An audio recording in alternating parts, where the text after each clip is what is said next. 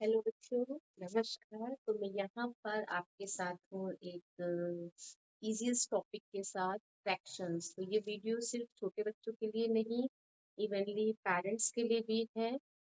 जिन्होंने मैथ्स जिनका वीक है और जो मैथ्स को इतना नहीं समझ पाते हैं, तो वो यहाँ से बेसिक मैथ को सीखकर अपने बच्चों को समझा सकते हैं। ट्यूशन से आने के बाद या फिर वो पढ़ते हैं स्कूल से आने के बाद, तो आप उनको यहाँ से बेसिक मैथड को सीखकर आप अपने बच्चों को गाइड कर सकते हैं। कॉम्पिटिटिव एग्जाम्स में अगर आपकी 10th तक की मैथ्स अच्छी नहीं रही है और कॉम्पिटिटिव एग्जाम्स में मैथ्स के सम्स आते ही आते हैं, तो आपको 10th तक की मैथ्स तो अच्छा रखना ही है। तो आज हम बेसिक टॉपिक्स लेके चलेंगे।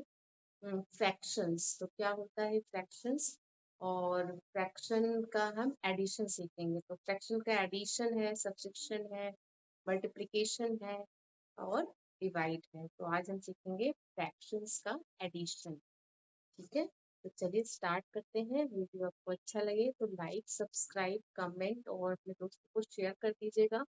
तो कुछ टर्म्स मैं हिंदी में भी यूज करूंगी ताकि जो बच्चे हिंदी मीडियम के हैं वो भी इसको सीखें और लोगों को शेयर करें।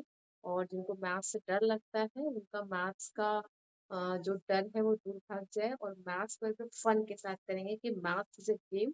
तो चलिए खेलते हैं हमारे साथ मैथ्स का गेम। तो आज हम खेलेंगे फ्रैक्शंस का गेम। तो बच्चों, फ्रैक्शन का कॉन्सेप्ट आया कहाँ से दिमाग में कि फ्रैक्शंस कहाँ से आ रहा है, मतलब किस आधार पे हम फ्रैक्शंस को लेके आए। तो कहने की बात है कि जैसे मान लीजिए आपके पापा एक बड़ा सा तरबूज लेके आए, एक पूरा तरबूज, ठीक। और अब आप लोग कितने, चार भाई बहन हैं। अब उन्होंने कहा कि सब लोग बराबर बराबर बांट लो, कि उस तरबूज को बराबर बराबर बांट लो। अब आप कैसे बांटोगे कि सबको बराबर मिल जाए। तो मान लीजिए तरबूज जो था इस तरीके का था, कितने लोग हो, चार लोग, ठीक। तो हर एक बच्चे को कितना तरबूज मिलेगा, तो देखिए हम तरबूज के चार भाग करते हैं। ये कितना हो गया, आधा। और फिर आपने आधे का आधा और कर दिया, ठीक। तो एक मान लीजिए बिट्टू है, इनको मिला एक चिट्टू, कालू, एक वो। चारों भाग मिल गया। तो पूरा तरबूज कितना, एक। और कितने भागों में आपने बांटा, चार। तो एक बच्चे को कितना मिला, 1/4, यानी एक का कितना पार्ट, फोर्थ पार्ट, 1/4। दूसरे वाले को भी कितना मिला, 1/4। तीसरे वाले को भी कितना मिला, 1/4। चौथे वाले को भी कितना मिला, 1/4। तो 1/4 प्लस 1/4 प्लस 1/4 प्लस 1/4, अगर आप इस सबको ऐड कर देंगे तो हमारा आंसर हो जाएगा। अगर हमारा डिनोमिनेटर सेम होता है, नीचे ऊपर वाले को न्यूमरेटर, नीचे वाले को हम डिनोमिनेटर बोलते हैं, या हिंदी में ऊपर वाले को अंश और नीचे वाले को हर बोलते हैं। तो अगर हमारा डिनोमिनेटर सेम है बच्चों, तो हम डिनोमिनेटर को सिंपली लिख देते हैं, ऊपर वाला सारा कर देते हैं। तो 1 2 3 4, 4/4 आंसर हो गया 1। तो पापा जो तरबूज लाए थे, तो हमने चिंटू, मिंटू, गालू, बाजू जो भी है उनको सबको कितना दे दिया, 1/4। अच्छा, एक क्वेश्चन आपके लिए है।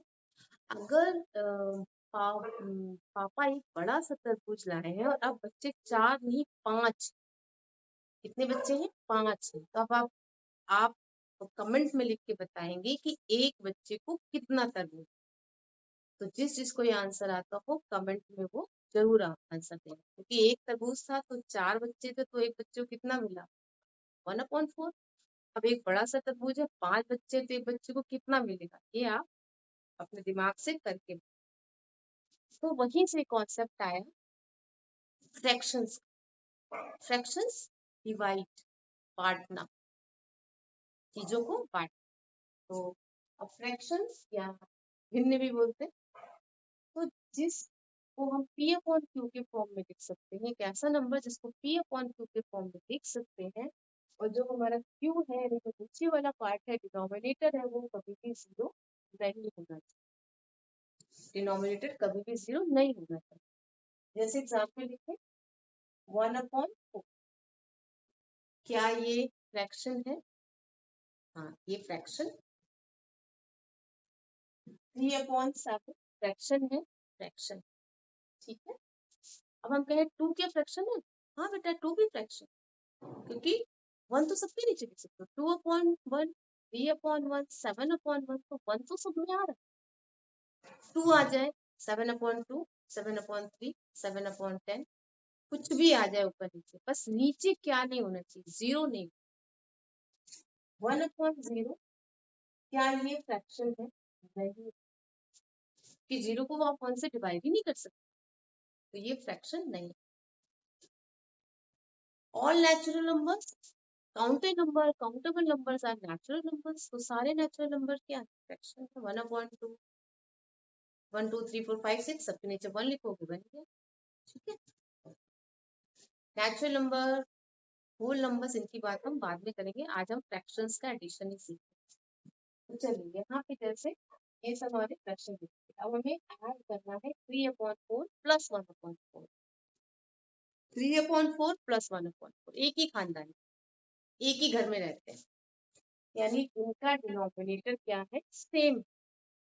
जिनका डिनोमिनेटर सेम, तो डिनोमिनेटर सेम है तो आप डिनोमिनेटर को प्यार से लिख लीजिए 4, और ऊपर ऊपर ऐड कर दीजिए 3/4, 4/4 कैंसिल हो गया, आंसर आ गया ऊपर। नेक्स्ट भी ऐसे ही लेते हैं, इस पे डिनोमिनेटर सेम होता है, जो एक ही घर में रहते हैं तो प्यार से वो डिनोमिनेटर एक बार लिख लेंगे, 7/2 प्लस 1/2, डिनोमिनेटर सेम है 2 लिख लेंगे, और 7 + 1 सिंपल ऐड कर दीजिए, 8/2, आंसर कितना हो गया? 4। तो ये तो क्लास सेकंड थर्ड का हो गया, जो बच्चों को हम लोग सिखाते हैं कि 7/2 1/2 ऐड हुआ, कितना हो गया? 8/2, यानी आंसर हो गया 4। ठीक, अब हम वो वाला जो हमारे क्लास 5 से स्टार्ट हो जाता है, और ये बहुत इंपॉर्टेंट कॉन्सेप्ट है, क्योंकि इसमें आपकी आगे की मैथ्स टिकी होती है, तो आपको इस कॉन्सेप्ट को पकड़ना है, समझना है और गेम खेलना है। चलिए खेलते हैं। 3/6 प्लस 1/3, डिनोमिनेटर पकड़ो, अलग अलग खानदान के 3 और 6, पहले हम 3 और 6 का एलसीएम निकाल। 3 और 6 का एलसीएम कितना होगा? 3 1 जा 3, 3 2 जा 6, 2 1 जा 2, 1 तो हमने ऐसे कर लिया, 2 1 जा 3 2 जा 6।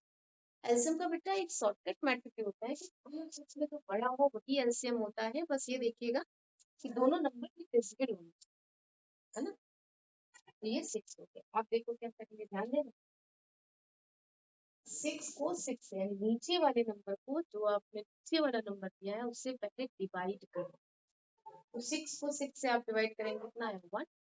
तो 1 को ऊपर वाले से दोस्ती करते, यानी मल्टीप्लाई, तो 1 × 3, इज इट क्लियर?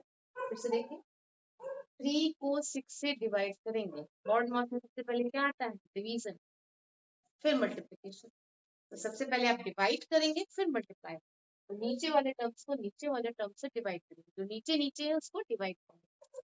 3 को 6 से डिवाइड करेंगे, 3 2 जा 6, 2 आया, और 2 को ऊपर वाले से मल्टीप्लाई, दोस्ती कर, 2 1 जा, हो गया। कोई बड़े से बड़ा, कितना भी बड़ा हो, आपको बस एलसीएम लेना है और यही मेथड अपनाना है, आपका बहुत इजीली ये सॉल्व हो गया। 3 + 2 5/6, इसी नंबर से जो कट रहा है एक ही नंबर से, तो आप काटेंगे, यहाँ पे नहीं कट रहा था, तो हमारा यही हो गया। अगला पकड़ते हैं, 8/9 + 7/3, बहुत आसान, बहुत आसान। देखिए अलग अलग खानदान के, एक के पास डिनोमिनेटर में 9, एक के पास डिनोमिनेटर में 3, हमें पता चल गया कि 3 और 9 में एलसीएम कितना होगा? 9, क्योंकि 9 दोनों से जा भी रहा है। फिलहाल आप चेक कर लीजिए, 3 1 जा 3, 3 3 जा 9, 3 3 जा, लाइन ड्रॉ किया, नीचे वाले नंबर को नीचे वाले जो आपने एलसीएम लिया है उससे डिवाइड, तो 9 को 9 से डिवाइड करोगे 1, और डिवाइड के बाद क्या करोगे? मल्टीप्लाई, ऊपर वाले नंबर से मल्टीप्लाई, 8 बन जाए।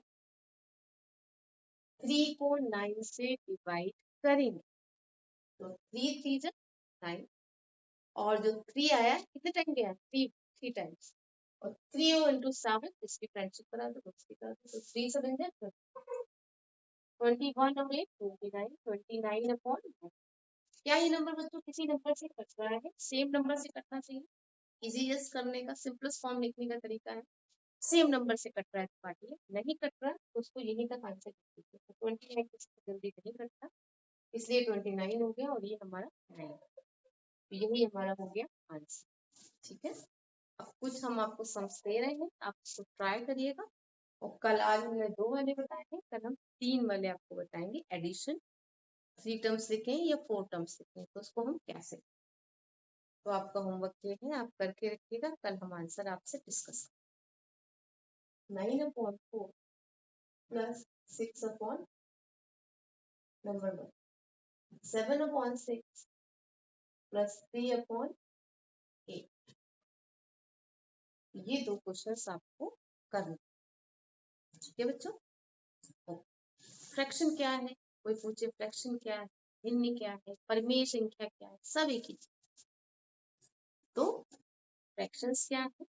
फ्रैक्शंस वो चीज है जिसको हम P/Q के फॉर्म में लिख सकते हैं, यानी ऊपर न्यूमरेटर हो नीचे डिनोमिनेटर हो, इस फॉर्म में लिखी जाने वाली संख्या को हम कहते हैं फ्रैक्शंस।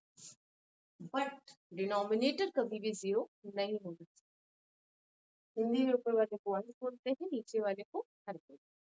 ठीक है, अगर नीचे 0 आ गया बच्चों तो उसकी वैल्यू आप फाइंड नहीं कर सकते। 1/0 इनफाइनाइट, 2/0 इनफाइनाइट, 1/0 अगर कहीं आ गया तो answer can not be determined.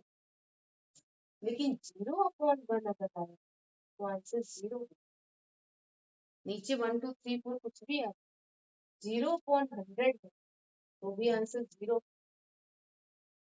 क्योंकि 100 से 0 को डिवाइड करोगे तो भी आंसर ऊपर 0 है तो नीचे 0। अगर 1/0 नीचे हो गया तो फिर वो इनफाइनाइट, उसकी कोई वैल्यू आप फाइंड नहीं कर सकते। तो आशा है, उम्मीद है आपको समझ में आया होगा। तो आप इसी तरीके से हमारे साथ बेसिक गणित की प्रैक्टिस करते रहिए, और कल हम बात करेंगे 3 नंबर वाले फ्रैक्शंस को हम कैसे सॉल्व करेंगे। Keep watching, bye, like, subscribe, comment and share also. Bye bye.